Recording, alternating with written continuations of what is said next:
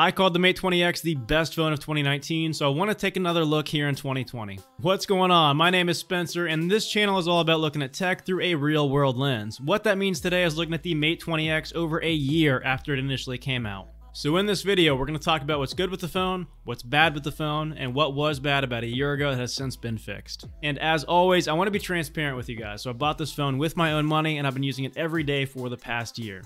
And with that, let's go ahead and dive into the video. So let's start with things that I thought were bad that have since been fixed. The first thing that was fixed, third-party launchers. Now, a small disclaimer here, the only launcher I tested is Nova because I use that one every single day personally, but it's working great now. All the widgets are working, they sync like they should, they update like they should, you can tap into them. Everything is working great there with the widgets now. The recent app panel was fixed too, so now there's no more blue tint to it. You can select an app to the left or right of that center app, and it's working just like you would expect. The only issue that I have there now is when I double tap the recent apps button, it doesn't always jump to the most recent app. And I don't know if that's Nova or Huawei or what. I just thought I'd call it out even though it is pretty minor. The other big thing that was fixed is the video camera. In my opinion, this phone still shines in photos versus video, but the issues with the autofocus in video have been fixed now, so as somebody who doesn't record a lot of videos on my phone, no complaints with it whatsoever. Now let's quickly cover the good, and the reason I say quickly is because everything that I called out in the 45-day review is still good here. The battery, still the best on the market. Your mileage will vary depending on your specific use case. I run my phone about 30-40% brightness. I stream a lot of audio, so Spotify, podcast, Audible. I do a little bit of YouTube streaming, and I get between 5 and 6 hours screen on time, which translates to realistically maybe 9 to 11 hours of screen on time over the course of 2 days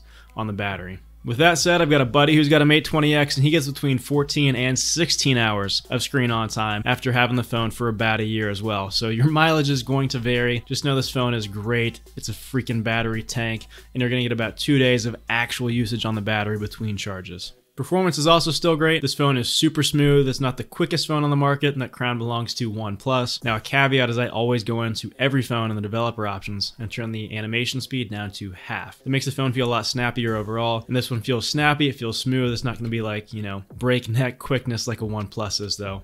But overall, still, one of the best on the market. Now, the last three things, I'm just going to roll into one. That's the fingerprint sensor, the camera, and the speakers. The reason for rolling those three into one is because you're not getting the best on the market in any of those categories. But you are getting a phone that's top 5, and I would even argue top 3 in each one of those categories. And when you think about it, that's kind of nuts, especially when you consider that this phone's been on the market for over a year. No phone is perfect though, so let's cover the things that are still bad. You still have a notch. Yeah, it's super tiny. I know it's kind of nitpicky, but the notch is still there. It's physical, it's not going away. Next, there's still no auto brightness toggle. Now, admittedly, this is really minor. The phone only kicks itself into auto brightness after a reboot. But if you reboot your phone, you have to go into the settings and then click this little switch to turn auto brightness off. Now, it is more of just an annoyance, but it is still here even on EMUI 10 and Android 10, so it's something that I don't think is going away anytime soon.